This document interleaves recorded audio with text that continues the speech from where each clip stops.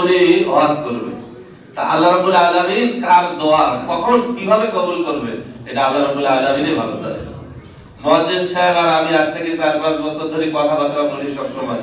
মুয়াজ্জিন সাহেবও বলে যে হুজুর কেমনে যাব, আমরা যে বেতন পাই বা যে টাকা পাই এইটা দিয়া যে প্রতি মাসে 1-2 হাজার টাকা জমাবো এই ক্ষমতাও আমাদের নাই, এই ক্ষমতাও নাই।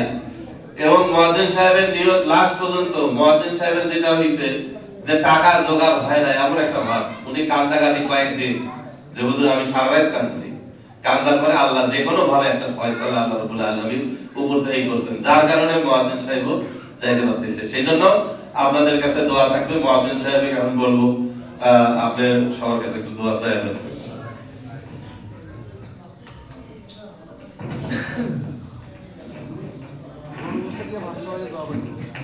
আসসালামু আলাইকুম রাহমাতুল্লাহি ওয়া বারাকাতুহু।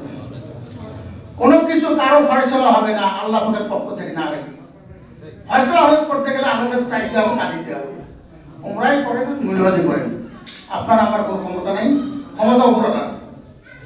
কে কখন যাবে আল্লাহ পাক কাকে নিয়ে যাবে আল্লাহর কাছে যায়।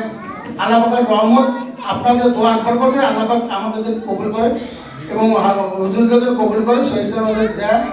আল্লাহ পাকের ঘর তওয়াফ করার এবং হুজুর পাক সাল্লাল্লাহু আলাইহি ওয়াসাল্লামের রওজা মুবারক জিয়ারত করার তৌফিক দান করে। উদ্দেশ্য হলো একটা, দোয়া হলো আল্লাহ পাকের খাস নিয়ামত ছাড়া কেউ কোনোদিন কোনো নেক আমল করার ক্ষমতা নেই, করতে পারেনি, পারবেও না, কেউ পারেনি, পারবেও না। আল্লাহ পাক আপনাদের আমাকে সবাইকে উমরা এবং হজ করার সবাইকে তৌফিক দান করে এবং পবিত্র কাবা ঘর হুজুর পাক সাল্লাল্লাহু আলাইহি ওয়াসাল্লাম রওজা মুবারক জিয়ারত করা না করার মতো আল্লাহ পাক তাকে কবরে ডাক না দেয়।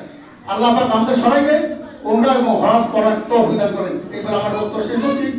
আসসালামু আলাইকুম রাহমাতুল্লাহি ওয়া বারাকাতুহু।